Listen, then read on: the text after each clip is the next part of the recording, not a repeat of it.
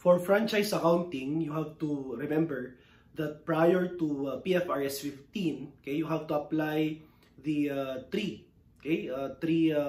criteria, the so-called SPC. Okay, S stands for substantial performance, P stands for period of refund, and C stands for collectibility of the note. Okay, so for the down payment, the substantial performance, if present, you have to check if the period of refund is already expired or non-refundable. Okay, if these two criteria are present, then you can recognize the said down payment as franchise revenue. For the balance, you have to consider the collectibility of the note. If the note collectibility is reasonably assured, ibig sabihin siguradong mababayaran, then you can also consider recognizing revenue provided that there's also substantial performance. Okay, so for franchise, okay, let us break down the concept into two. Okay, first the old standard and the new standard.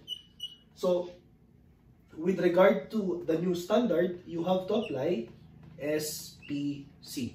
Okay, so substantial performance for the down payment.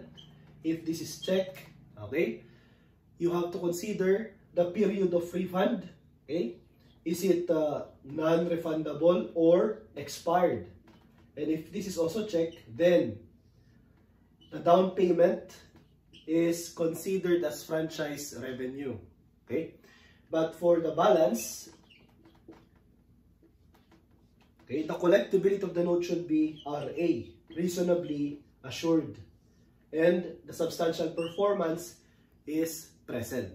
Okay, so if for the balance, the collectibility is not reasonably assured, then you have to apply the installment method.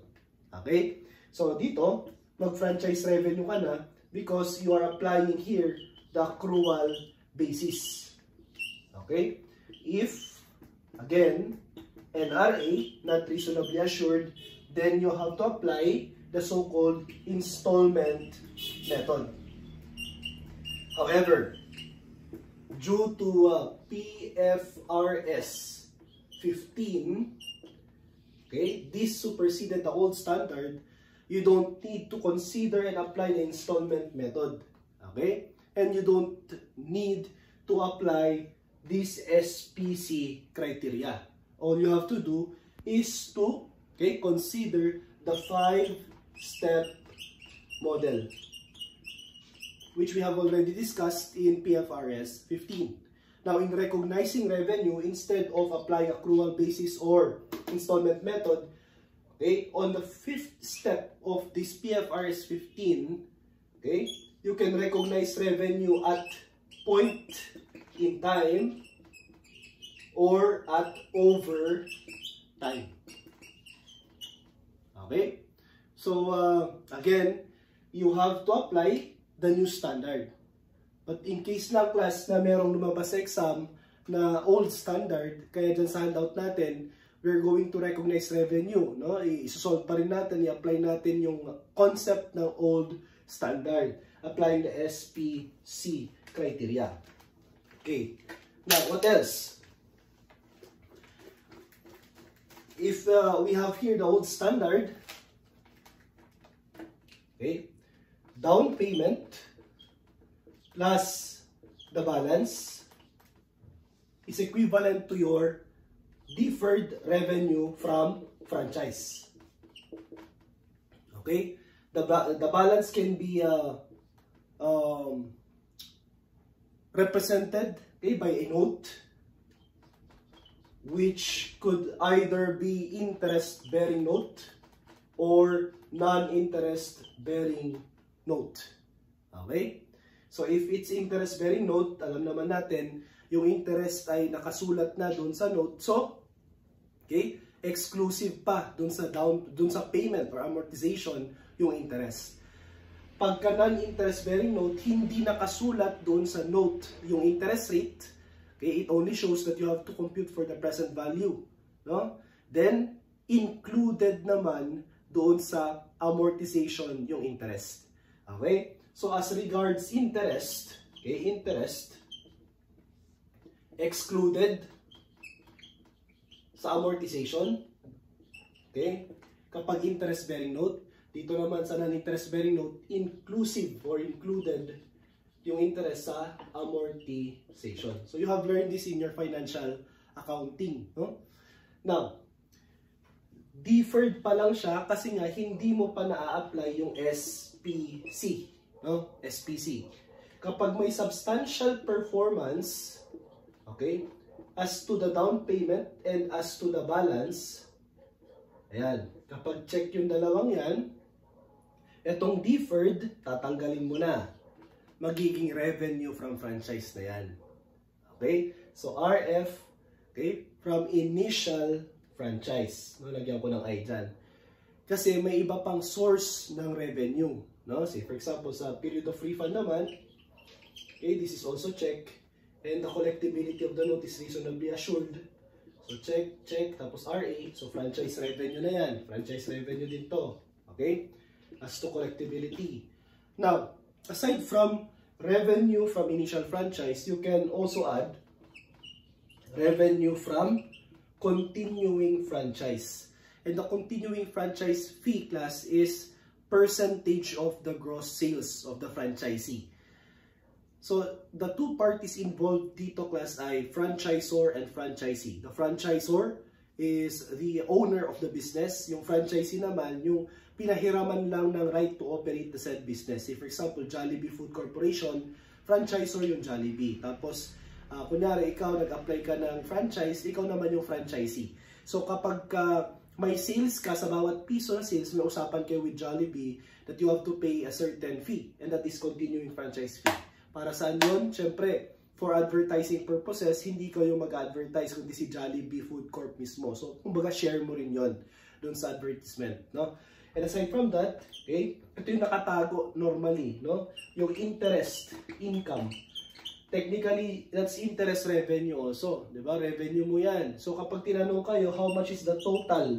No? Total revenue, okay? At hindi niya i-specify na from initial franchise, from continuing franchise, basta total revenue, tatlo ang pinanggagalingan. Revenue from initial, revenue from continuing, and revenue from your interest. Unless sabihin na revenue from franchise fees. So, pag revenue from franchise fees, itong dalawa lang, hindi kasama si interest income. Pero pag total revenue, kasama siya. Okay? So, take note of this. Now, of course, baka net income ang tanungin. No? Kung net income, okay, burahin ko to.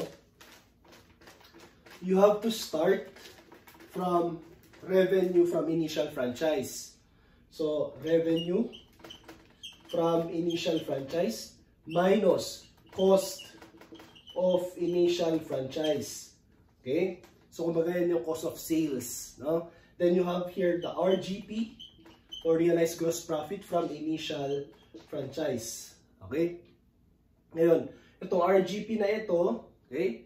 Syempre, meron tayong operating expenses. Diba? Operating expenses. So, pwede mong dagdagan muna ng revenue from continuing franchise. Okay? Tsaka mo bawasan ng operating expense. Okay? Syempre, meron ka namang babayaran na mga expenses to operate the business, di ba? Siyempre, yung salaries ng manager mo, okay, it will be part of your OPEX, depreciation, okay, ng, say for example, equipment o kayo nung mga laptop, okay, part ng OPEX. Pero siyempre, kung equipment naman na to create a product, alam mo naman, papasok siya sa cost of franchise, di ba? So, aside from this, dadagdagan mo to ng interest income. Okay? Then you have here the net income. So, dito sa old standard, hindi mo ina-apply yung 5-step model.